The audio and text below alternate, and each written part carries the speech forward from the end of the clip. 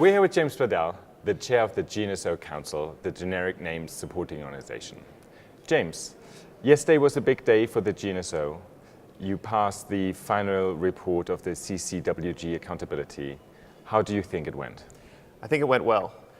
It may have looked a little tedious from the floor, but it was important for us to conduct an individual vote on some of the recommendations. The Gnso, as you're aware, has a very large and diverse organization with a wide spectrum of stakeholders. And so it was important for us to capture all of those views in our approval. But ultimately, we agreed that this report should be accepted and submitted to the board.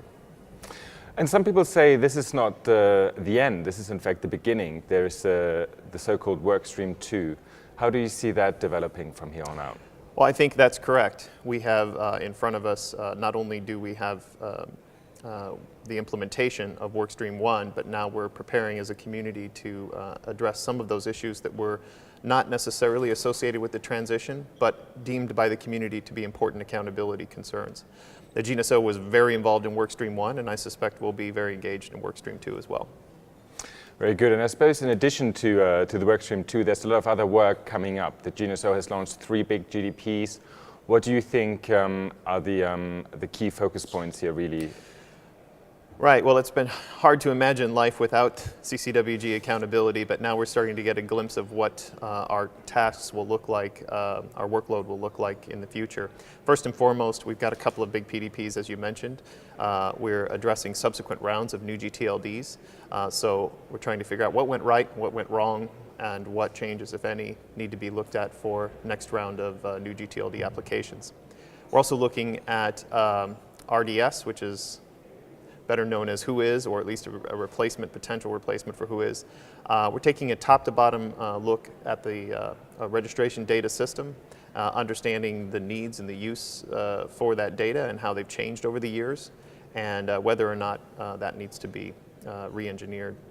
And then finally, we just kicked off yesterday a PDP on rights protection mechanisms in all GTLDs, including a UDRP. And my understanding is this is the first time anyone's reviewed the UDRP for its effectiveness.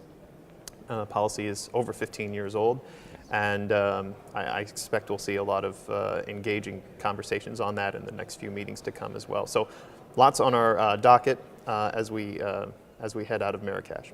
Yeah, it sounds like interesting and certainly busy times for you. Well, if you come to Icann and you're not interested in new GTLDs, Whois, or intellectual property rights, I really have to wonder if you're at the right meeting, because those are the 3 big topics, and those are all 3 that we're taking on in the future. Very good. And talking about meetings, the next meeting is going to be the so-called B meeting, a new format that Icann is launching for the annual meetings. It's a shorter meeting focused on policy. How do you think the Gnso is going to approach that? Well, we had substantive discussions with staff and with the board and other SOs and ACs over the weekend about meeting structure B. I think it's going to be a challenge to get all of the work I just mentioned into a 4-day schedule. I think the Gnso is open to the idea of a smaller, lighter, leaner, meaner Icann meeting, and I think a lot of us would certainly welcome the idea to focus more on policy work.